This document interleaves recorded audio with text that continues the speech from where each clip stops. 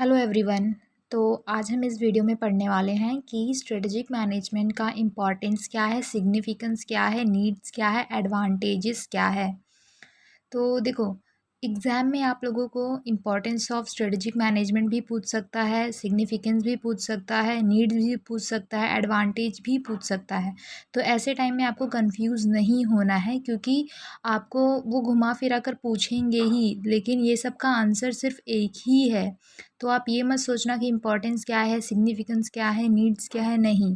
तो देखो, importance, significance, needs, advantage, ये सब का मतलब एक ही होता है, अलग अलग मतलब नहीं होता है। इसी वजह से ये सब का मतलब एक ही होता है, इसी वजह से इसका आंसर भी एक ही है। तो हम लोग without wasting time answer start करते हैं। देखो, मैंने नोट्स भी प्रोवाइड किया हुआ है, तो आप लोग ये नोट रेफर कर सकते हो। तो हम लोग स्टार्ट करते हैं। Strategic management is dispensable for a company to be more proactive than reactive in moving its own future. It makes an organization to initiate and affect activities so that it can exert control over its own destiny. The benefits of strategic management is recognized and realized by more and more people, no matter small business owners, chief executive officers, or presidents and managers of many profit and non-profit organization. इसका मतलब होता है कि जो strategic management है वो बहुत ही ज़्यादा इम्पॉर्टेंट होता है किसी भी कंपनी के लिए। देखो, अगर कोई कंपनी चाहती है कि वो अच्छा प्रॉफिट अर्न करे और मतलब अपने बिज़नेस को अच्छा रन करे, तो स्ट्रेटजिक मैनेजमेंट बहुत ही ज़्यादा इम्पॉर्टेंट है। फ्यूचर अगर वो अच्छा चाहते हैं, अगर वो चाहते हैं कि फ्यूचर में उनकी कंपनी या उनका बिज़नेस और ग्रोथ करे, तो without strategy it is not possible.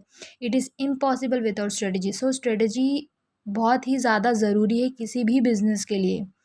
दूसरा, वो कोई भी बिज़नेस हो सकता है, मतलब, और इसका जो बेनिफिट्स है स्ट्रेटेजिक मैनेजमेंट का, उसको रियलाइज़्ड बहुत सारे लोगों ने किया है, जैसे कि स्मॉल बिज़नेस ओनर ने, चीफ एग्जीक्यूटिव ऑफिसर ने, प्रेसिडेंट्स और मैनेजर जो होते हैं प्रॉफिट और नॉन प्रॉफिट ऑर्गेनाइजेशन, सबके। देखो, स्ट्रेटेजिक मैनेजमेंट सबके लिए इंपॉर्टेंट है। अगर कोई भी चाहता है कि वो फ्यूचर में अच्छा मतलब अपने गोल को अचीव कर सके, तो स्ट्रेटेजिक मैनेजमेंट वो सबके लिए, सारे बिज़नेस के लिए इंपॉर्टेंट होते हैं।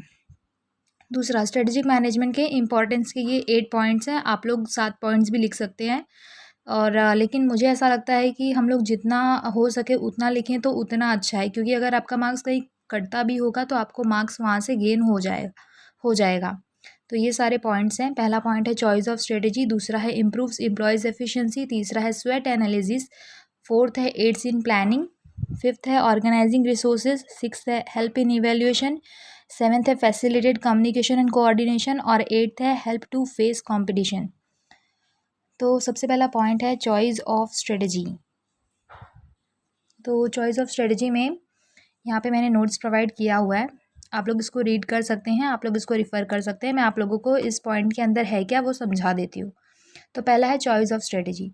देखो, स्ट्रेटजिक मैनेजमेंट जो होता है वो किसी भी मैनेजमेंट के लिए बहुत ही ज़्यादा इम्पॉर्टेंट होता है, फिर चाहे वो इंटरनल ग्रोथ के लिए हो या एक्सटर्नल ग्रोथ के लिए हो ऑर्गेनाइजेशन के। फिर दूसरा पॉइंट है improves employees efficiency. Strategic management अगर हमने बनाया है, अगर किसी बिज़नेस ने स्ट्रेटजी मतलब पहले से ही बना लिया है, तो इससे उसको आइडिया मिल जाता है कि उसको क्या करना है, कौन सा काम कब करना है, कैसे करना है।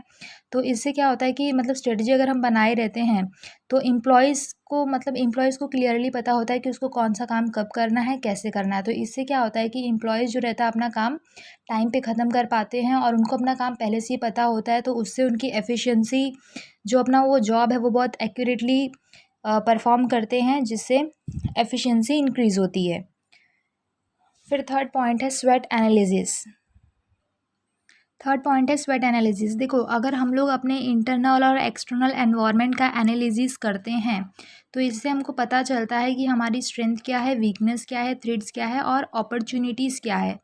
इससे क्या होगा कि अगर बिज़नेस को अपना स्ट्रेंथ, वीकनेस, ये सारी चीज़ें पता होगी, तो वो जो चीज़ें अच्छी है उसको एक्सेप्ट करेगा, और जो चीज़ें उसको एक्सेप्ट नहीं करनी चाहिए वो एक्सेप्ट नहीं करेगा। तो this helps the business to keep pace with the changing nature of the environment. और फिर कौन से टाइम पे कैसे रहना है, ये अगर उन्होंने स्ट्रेटजिक मैनेजमेंट बनाया है तो बिज़नेस को पता होता है। तो फिर affecting the firm, and this is possible only with the help of strategic management. Fourth point है इट्स इन प्लानिंग। देखो, स्ट्रेटजिक मैनेजमेंट जो रहता है वो मदद करता है रियलिस्टिक प्लान बनाने में। इसके बाद है ऑर्गेनाइजिंग रिसोर्सेज।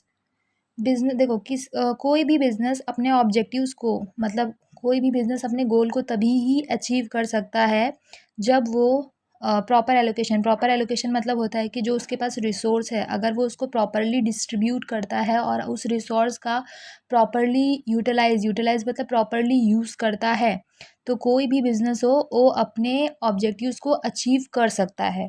और अगर वो रिसोर्स का यूज़ प्रॉपरली नहीं करेगा तो वो अपने गोल को अचीव कर ही नहीं सकता। इसीलिए स्ट्रेटेजिक मैनेजमेंट हमें बताता है कि हमें अपने रिसोर्स को कैसे यूज़ करना चाहिए, कैसे एलोकेट मीन्स डिस्ट्रीब्यूट करना चाहिए।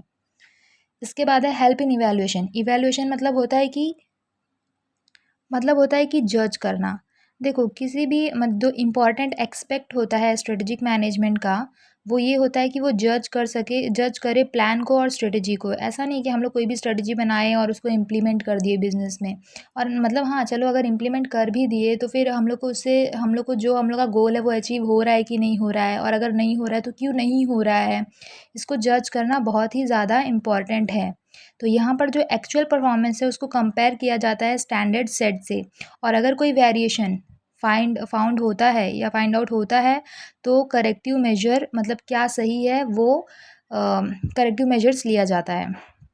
7th पॉइंट है फैसिलिटेड कम्युनिकेशन एंड कोऑर्डिनेशन। देखो स्ट्रेटजीज जो रहती है वो अच्छे से बना तो अगर हम लोग लेंगे, अगर जैसे समझो मैंने स्ट्रेटजी अच्छे से बना लिया, ठीक है, अच्छे से प्रॉपरली प्लान कर लिया, लेकिन अगर जो एम्प्लॉय मेरे ऑर्गेनाइजेशन में काम कर रहे हैं अगर उनमें प्रॉपर कोऑर्डिनेशन नहीं है, प्रॉपर कम्युनिकेशन नहीं है तो फिर जो गोल है उसको अचीव कर ही नहीं पाएंगे। स्ट्रेटजी अच्छा बना के भी मतलब नहीं है अगर वो प्रॉपरली मतलब कोऑर्डिनेशन या कम्युनिकेशन एम्प्लॉय के बीच में नहीं रहेगी तो।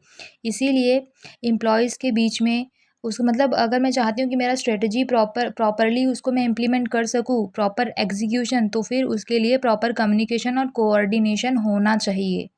8th पॉइंट है helps to face competition. Strategic management firm की मदद करता है कोई भी कंपटीशन को फेस करने के लिए, कंपटीशन को फेस कर सके, इसीलिए उस मुताबिक की स्ट्रेटजी बनाना बहुत ही ज़्यादा इम्पॉर्टेंट है।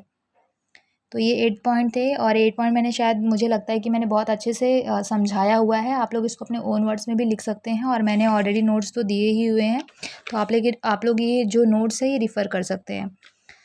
Thank you so much. और बीबीआई के और भी कुछ नोट्स रहेंगे तो मैं अपने चैनल पे ज़रूर डालूँगी, तो आप लोग प्लीज़ आप लोग का सब्सक्राइब करिएगा चैनल को। Thank you.